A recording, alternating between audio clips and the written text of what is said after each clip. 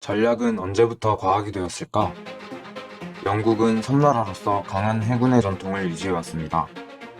영국을 공격하려는 나라는 우선 바다를 건너야 했고, 거기서 모두가 좌절했습니다. 스페인의 무적 함대도 프랑스의 나폴레옹도 독일의 히틀러도 도버 해협을 넘지 못했습니다. 특히 나폴레옹이 동원한 프랑스 스페인 연합함대의 위용은 위협적이었는데요. 이를 막아낸 것이 영국 해군 제독 호레이쇼 넬슨입니다. 넬슨은 단 27척의 함대로 단 한 척의 함선도 잃지 않으면서 적선 34척을 격침시키는 완벽한 승리를 달성합니다. 이 전투는 결국 나폴레옹 제국이 붕괴하는 계기가 되죠. 승리의 비결은 무엇이었을까요? 영국 함대가 적에 비해 미세한 열수였지만 작은 열세라도 큰 차이를 가져온다는 것은 전술 연구에서 잘 알려져 있습니다. 그것을 증명한 것이 란체스터의 법칙인데요.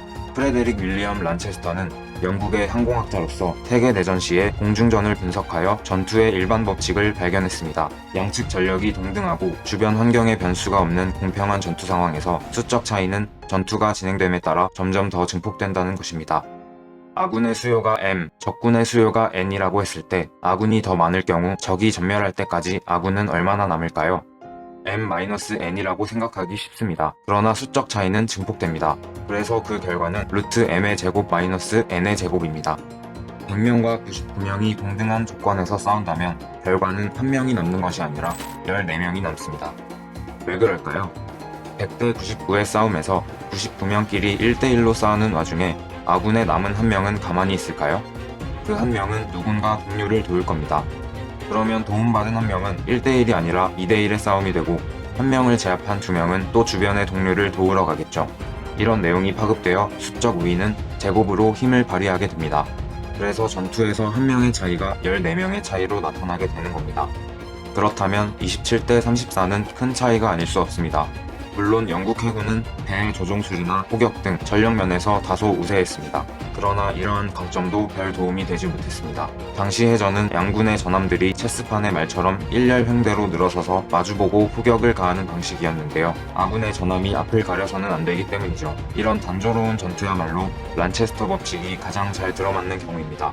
넬슨은 전형적인 포격전으로는 이길 수 없음을 잘 알고 있었습니다. 완전히 다른 전략이 필요했죠. 넬슨의 아이디어는 함대를 2열 종대로 편성한 후 돌진하여 적 함대를 세동강 내는 것이었습니다.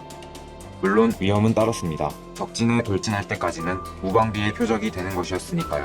그러나 예상치 못한 종단 공격에 당황한 적의 포격은 빗나갔습니다. 넬슨의 노림수는 적중했죠. 그러나 아무리 적을 나눠도 전함의 총수는 변하지 않습니다. 무슨 묘수가 있을까요? 만약 란체스터 법칙이 M-N이었다면 다 헛수고였을 겁니다. 그러나 M의 제곱과 N의 제곱이라는 형태에서 마법이 벌어집니다. 여기서는 총수는 같다고 하더라도 함대를 어떻게 나누느냐에 따라 결과는 달라집니다. 넬슨은 함대를 나눠서 전투를 분리합니다. 하나의 전투가 세 개의 전투가 되었죠. 모든 전투에서 승리할 수는 없습니다. 작은 전투를 포기하더라도 큰 전투에서 이겨서 최후의 승리를 차지하는 것입니다. 실전에서는 적 함대를 셋으로 나눴지만 예시로 둘로 나눠서 단순화해 보겠습니다. 문제는 어떤 비율로 나누는가입니다.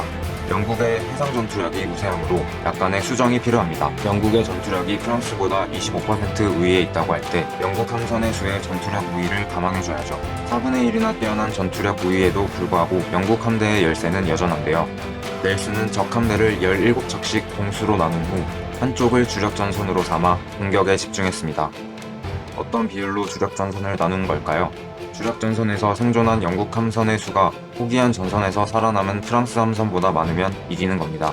란체스터 방정식을 적용해 계산해보면 영국은 주력전선에 20척 이상의 배를 투입해야 합니다. 그렇게 되면 비록 7척을 투입한 전선에서 영국군이 전멸한다고 해도 주력전선에서 큰 승리를 거두어 최종 전투에서 이길 수 있는 것입니다. 여기서 20척을 투입하는 것이 최적입니다. 왜냐하면 포기 전선에 영국 함선이 너무 적으면 단시간에 전멸할 수 있고 그러면 승리한 프랑스 함선이 주력 전선에 참여할 수 있습니다. 패배하더라도 최대한 시간을 끌어주려면 가능한 한 많은 배를 포기 전투에 투입해야겠죠. 란체스터 법칙은 박물관에 보존된 낡은 공식이 아닙니다. 앞에서도 언급했듯이 이는 세계대전에서 공중전을 분석하는 과정에서 만들어졌습니다. 1960년 이후 경영학의 주요 원리로 다시 조명받기 시작했는데요. 한정된 자본을 어디에 투자해야 경쟁자보다 효율적인 수익을 얻을 것인가를 결정하는 주요한 기업 전략의 기반이 되었습니다. 여러 개의 사업부 또는 여러 개의 시장에 자원을 배분하는 문제에 그대로 적용되고 있죠. 마케팅 분야에서도 활용되고 있습니다.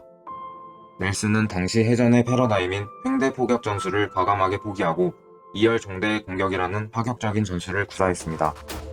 과거의 성공 방정식을 벗어나 파격적인 새 전술을 구사한다는 것은 지휘관으로서는 엄청난 부담입니다. 횡대를 종대로 바꾼다는 컨셉의 전환만으로는 부족하죠. 정교한 분석과 계산이 뒷받침되어야 했습니다. 넬슨은 란체스터 법칙을 몰랐지만 그 원리를 경험으로 체득하고 있었을 겁니다. 분석과 계산은 직관과 통찰을 손과로 연결하는 결정적 디딤돌입니다. 사기진의 망의 도술이 필요했듯 종대 공격 전술에는 란체스터 법칙이 필요했습니다. 직관이 저지르고 분석이 수습한다. 분석 없이 직관만으로 성공한다는 것은 헛된 꿈에 지나지 않습니다.